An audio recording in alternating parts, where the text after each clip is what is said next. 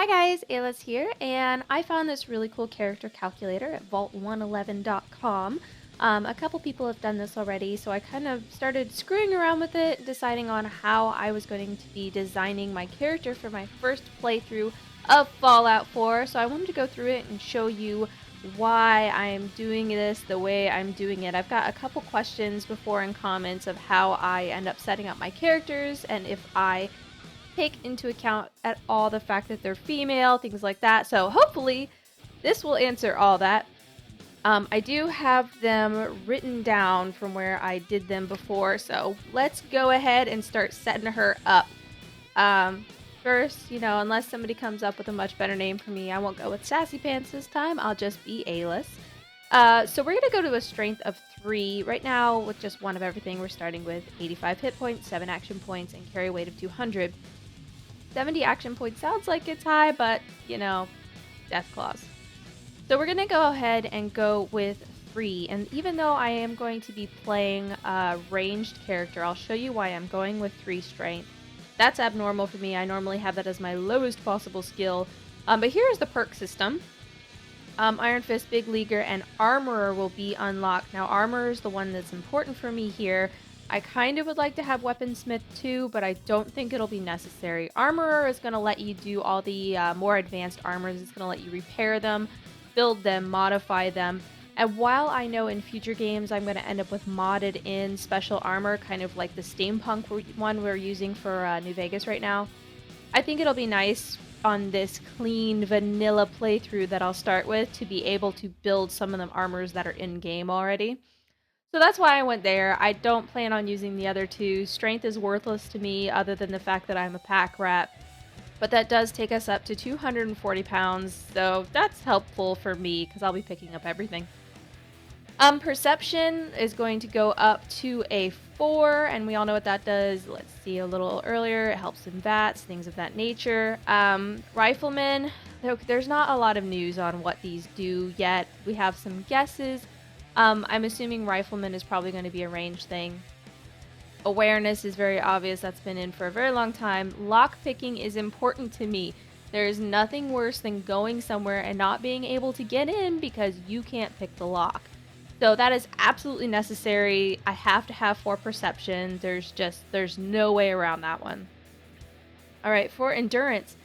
This is where my being a female character comes into play. I had a discussion with a viewer about whether or not I lowered her endurance because she was, a very skinny build and things like that. The modded body I use, she's very petite, large chested, but that's just a bonus. And things of that nature. So that's true. I mean, the kind of character I'm playing, I do want a lower endurance just because I feel like that's right. There's also not a whole lot in the endurance tree that I think is important. Toughness has always given you extra hit points. Life Giver increases the amount of healing we think that you receive from things like food. The other things in here are kind of interesting. I mean, Cannibal, I'm not a ghoul. I don't really see too much reason for most of these. Some of them are old favorites, but not anything that I'm going to be using. Now here is my holy grail skill. I love charisma. I love talking my way out of things. And especially since we're going to have these settlement systems and things like that, I think charisma is going to be more important. Cap Collector, we can kind of take a guess at what that is. Lady Killer or the La Femme one, where you're either more effective against the male or female variety of enemies. I guess not necessarily enemies, everybody. Lone Wanderer, no idea yet. Attack Dog, we're assuming is going to make you better with your dog companion.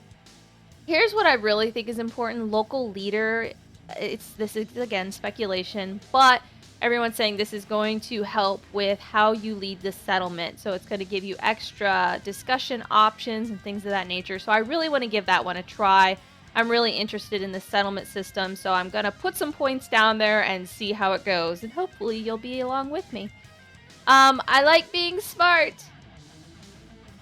Ogre smart, tree pretty. So I have no idea what the Vans is going to be yet. Medic is pretty obvious. Gun Nut is what's going to allow you to do your weapon modifications. So for me, I'm probably going to play another sniper. Absolute necessity. We got to see in action a little bit this system of kind of editing your weapon and adding to it, and I'm really excited to get into that, so I must have Gun Nut. And Hacker, interesting thing about Hacker, so far it doesn't sound like what you think it is. I assumed it was just hacking the computers like it has been in previous games, so now people are saying that it has more effect on terminals, like it's going to be something slightly more important. I want to give it a shot, and I love intelligence anyway. Agility, which, believe it or not, is actually going to be lower than Charisma, even though that's going to be pretty much my primary skill. And I don't know if you can see in the bottom, this is going to take me from 70 action points up to 110. That is a huge, huge increase. I did go up to 90 hit points, nothing big. So on Agility, Gunslinger and Commando in previous games have helped you with either a pistol-style weapon or a rifle-style weapon. So that's going to be king for me if I decide to go really heavy on the sniper rifles. Sneak, I love to sneak. Skyrim, Fallout, it doesn't matter. Once I started playing that way recently, there's no going back. Mr. Sandman, I'm assuming is just what the picture is. Action Boy makes you more effective in VATS. It's always giving you more points, so yeah. I kind of wish I would have Avoidance, because I don't like getting hit, but you know what? We only get a limited number of points, and I'm not really willing to take any out of these other ones in order to get it. And then, because it's me, I'm actually going to throw 4 into luck, and I've never put too much stock into luck before. However, we've got Fortune Finder here, Scrounger, I'm assuming that's going to help with my pack ratness. Bloody Mess, which has been something very, very cool in other games. When you kill somebody, there's a chance that they're just going to explode. And in certain expansions that actually, in the expansion for Fallout New Vegas, that was so necessary at the hotel because it stopped your enemies from resurrecting. If they are either a pile of ash or a big bloody mess all over the walls, they ain't coming back. And here's the real reason for taking 4, Mysterious Stranger. Who doesn't love Mysterious Stranger? It's something that's been around for a very long time in the Fallout series.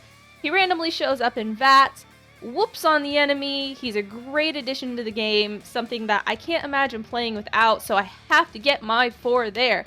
So our special skills do end up being Strength 3, Perception 4, Endurance 2, Charisma 6, Intelligence 4, Agility 5, and Luck 4.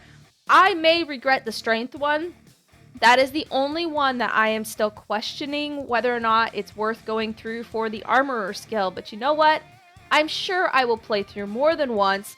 So, I'll give it all a shot. Eventually, I want to try putting 10 points and getting things like Nerd Rage and Gun Fu and try a million different ways to do it. So, yeah, I can't wait to get into the game. I'd love to know how you plan on building your character, and if you decide to go through this little calculator and test it out, that would be awesome. I'd love to see what you pick, and I will see you guys in the next video. Bye!